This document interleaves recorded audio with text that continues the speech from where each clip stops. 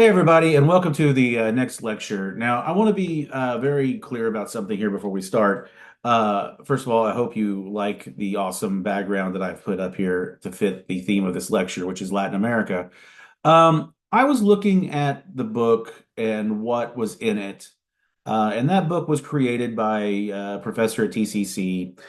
And the next chapter we were supposed to talk about was about the United States and going west, and that doesn't really fit world history. So we're going to go off the book for a while. If there's anything I want you to read, I will post it as something for you to read that will help you with the exams that are coming up. Um, so we're going to go away from the book probably for the rest of the semester. And we're going to mostly you need to focus on these lectures and what I say in these lectures, and then you're going to have to kind of expand upon things when I ask you to do it. So I hope that's okay with everybody because this is supposed to be a world history class, and I didn't need to talk to you about westward expansion in the United States because that's a U.S. history thing. So today we are going to, and I'm going to take my glasses off because I can see the glare. I don't like the glare. That's lovely.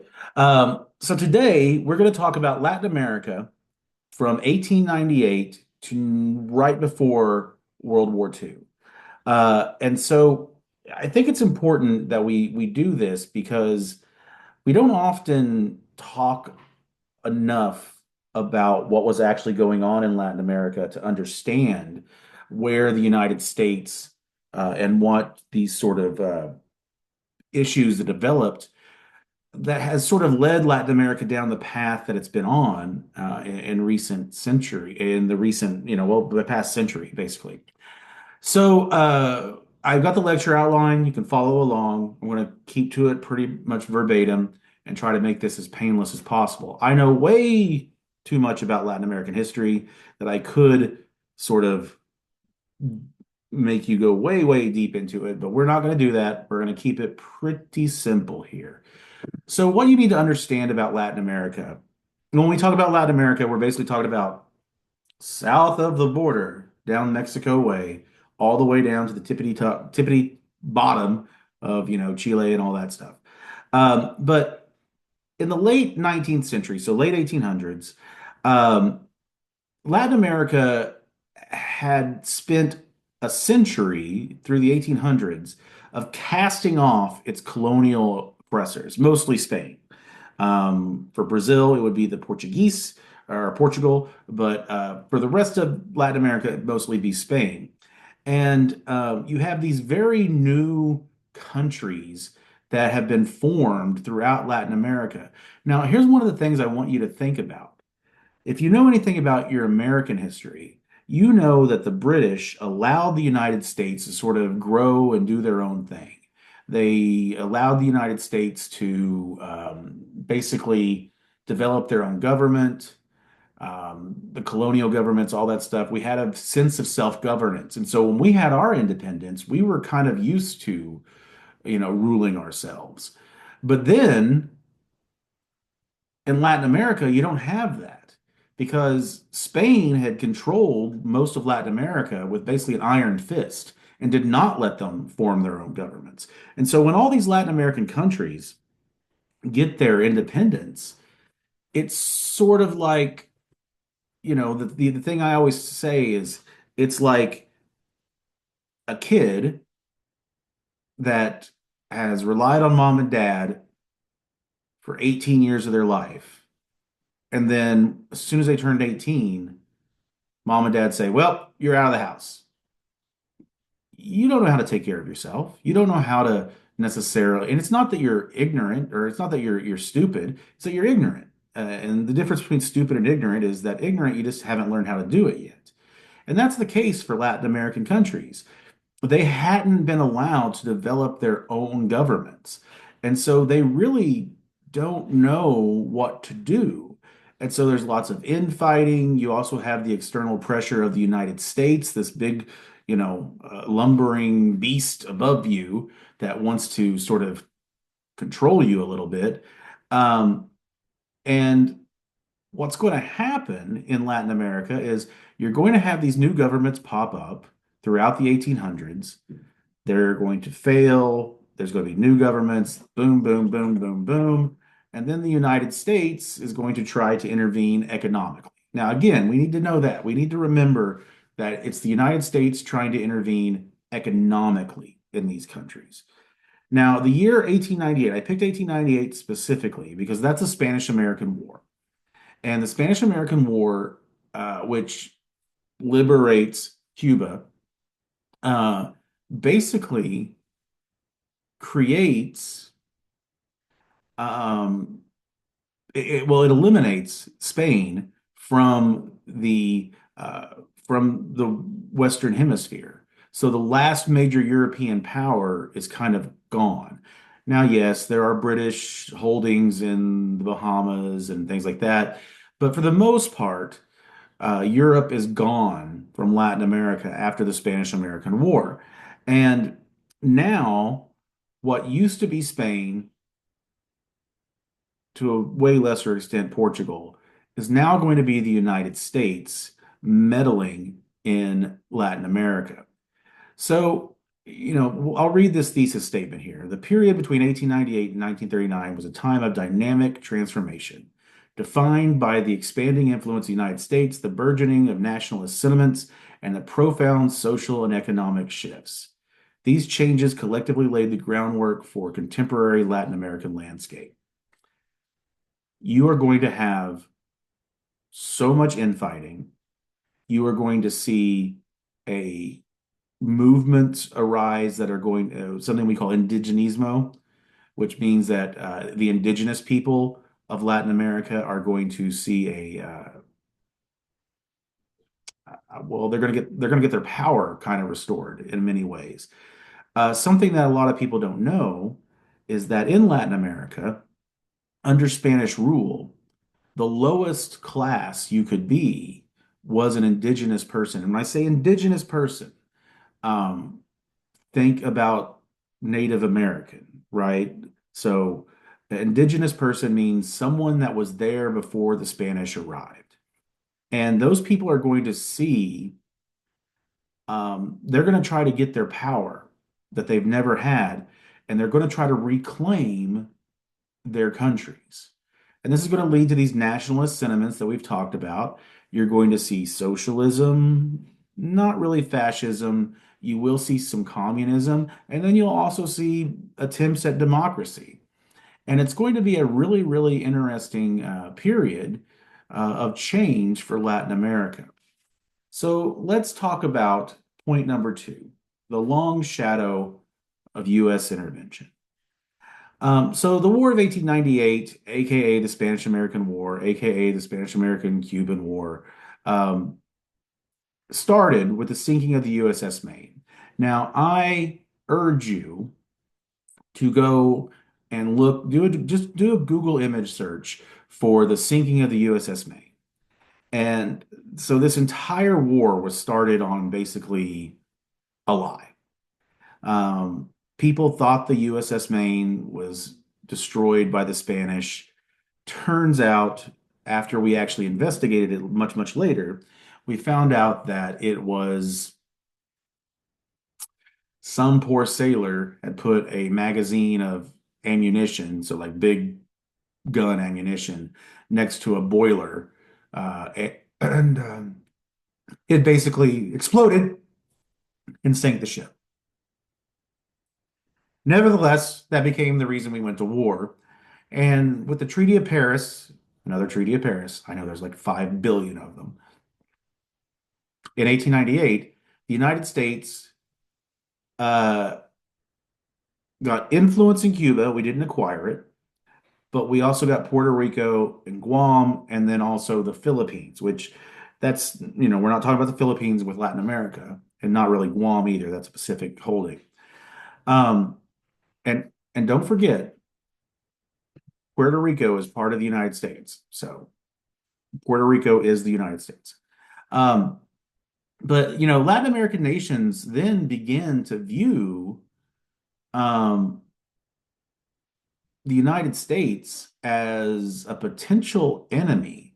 Because what the United States is going to do, and not enemy in the sense of they were fearful of United States uh, declaring war on them, but fearful of United States investment and sort of economic imperialism. Because what had happened in Cuba was that the United States had invested so heavily in Cuba that by one point, it's estimated that 95% of all the good, useful land in Cuba was owned by United States interests. Not the United States government, but like American companies. And the sentiment that we usually call this, that sort of moves into Latin America is Yankee go home, and spelled Yanqui, not Yankee like the New York Yankees, but the same thing. Um, and it was this idea that the United States was going to intervene into their affairs, and they didn't want that to happen. And, quite frankly, we had no right to. There was no mandate from anybody that said the United States should be in charge of the Western Hemisphere, but we're certainly going to assert that. And that's where we get to the Roosevelt corollary, or Roosevelt, if you will. And this is where President Theodore Roosevelt basically says, so the previously existing international foreign policy for the United States was that um, basically we said, Europe, stay out of the Western Hemisphere. Europe, you're out. Uh, and yes, this is my short sleeve hoodie that I got off TikTok because, yeah, I have TikTok.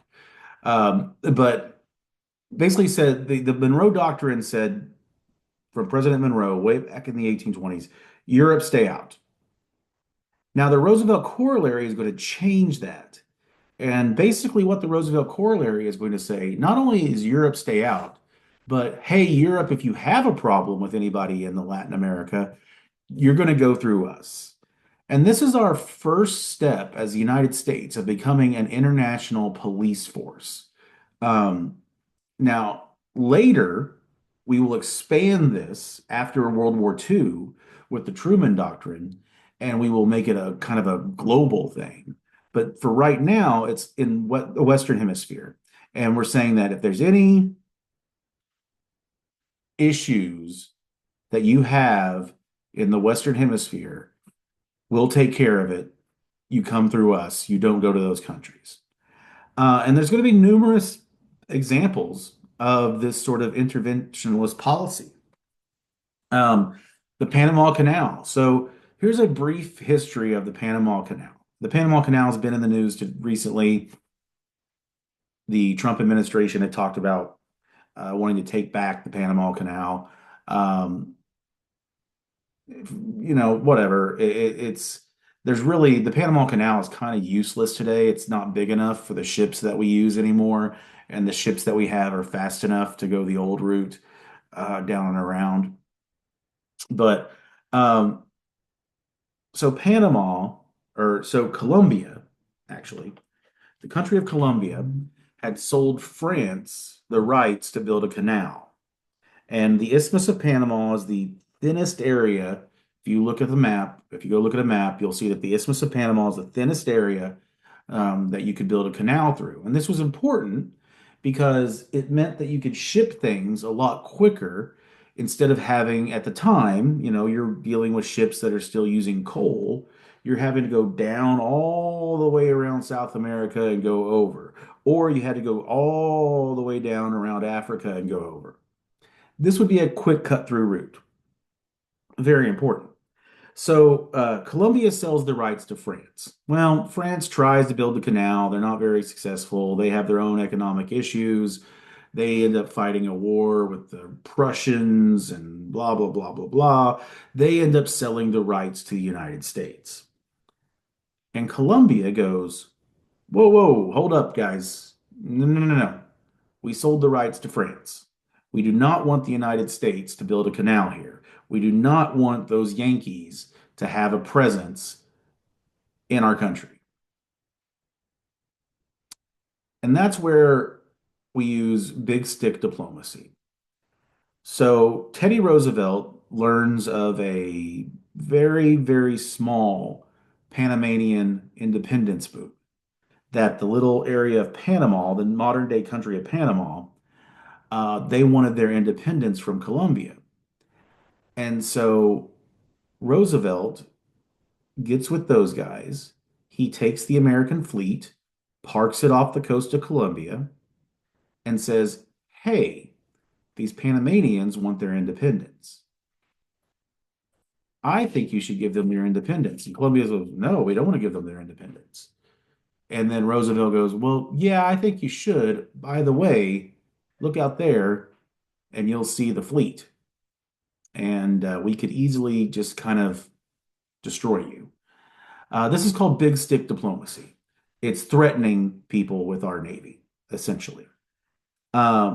Speak softly. Hey, I'd like you to do this. Oh, by the way, if you don't, and so there's this. So Panama ends up getting their independence.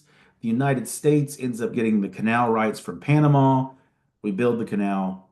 It's all over. There are the banana wars in Central America. I want you guys to go look up the banana wars. I'm not going to go into detail about those, but please go look up the banana wars because that could be on the exam. There's the occupation of Nicaragua from 1912 to 1933, and the occupation of Haiti from 1915 to 1934. So the United States is meddling in Latin America quite frequently during this period. And it just makes this increasingly sort of contentious relationship between the United States and these Latin American countries. Well, big stick diplomacy is then replaced during the Taft administration by dollar diplomacy. And dollar diplomacy basically means American investment money. American corporations and banks begin to engage in what we call dollar diplomacy. We start exerting economic control over the infrastructures, the resources that are coming from these Latin American countries. Uh, and as the United States lends more money to these countries, invests more money in these countries become more dependent upon the United States. And that gives us political influence in those countries. Oh, you don't agree with what we're doing? Well, we'll take away your money. We'll take away your funding. And what are we investing in? Sugar, nickel, like wood, rubber, bananas, all sorts of things that there is money to be made off of in Latin America. Oil as well. There's we think about there being plenty of oil in the United States, but there's tons of oil in Latin America as well. Uh, and what happens is that because of this financial investment into Latin America, it starts to influence elections in Latin America. And all of a sudden, the people who are getting elected are the people who have the backing of the United States and the United States corporations. And this made sense because it was, you know, um, hey, are you going to vote for this guy who's going to keep the banks open and everything else? Or are you going to vote for this other guy that isn't supported by any American money? So this sort of dollar diplomacy became instrumental in shaping Latin America during this period. Well, um, what you also have that happens as we move on to point three is that there's a rise of nationalism and social movements in Latin America.